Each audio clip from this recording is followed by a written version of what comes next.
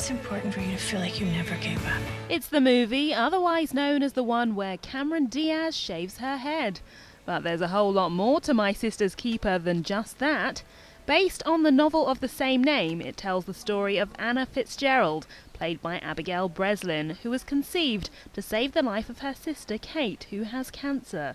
But parents Sarah and Brian, aka Cameron and Jason Patrick, they're in for a shock when she decides enough's enough.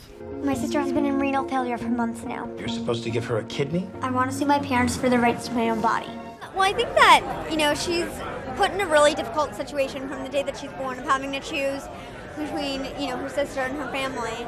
And she's been helping her sister and she's been doing it gladly, but now she has to make this really painful decision. And I think that, she doesn't really know who she is in the family or, what her place is. And I think that she's just trying to do the right thing all the time. While the Hollywood A-lister didn't really lose her hair for the role, meet the girl that did, Sofia Vassilieva. It was just something that I knew that had to be done. The eyebrows, however, Nick left that up to me.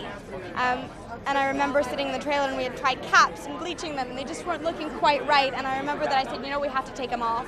And then found out that they don't always grow back. But these are real, they're mine, they've grown. So that was the difficult decision. Oh, I gotta go. I'll call you Kate. Do you think he'll call? I don't know, baby.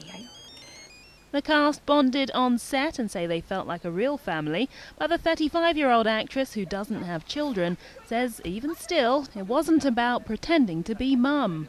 We didn't play house. We played our characters on screen, and we had a wonderful script that supported those relationships. So it wasn't really difficult for us. After we got off set, we were all I was Cameron, Abigail, Sophia, Jason, Evan. We were all who we are, and it was very organic. And I don't need to be these girls' mother. They have a mother, so.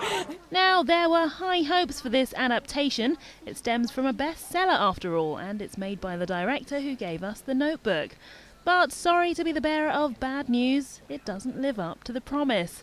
In a strange diversion to the novel, most of the characters skirt around the edges of the story, which makes its main focus Kate.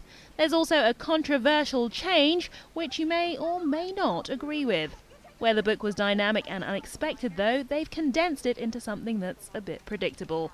Those coming to it fresh may get more out of it. The acting is good, at least, especially from Ms. Diaz. But if you're going in expecting a feel-good movie, well, you've bought the wrong ticket.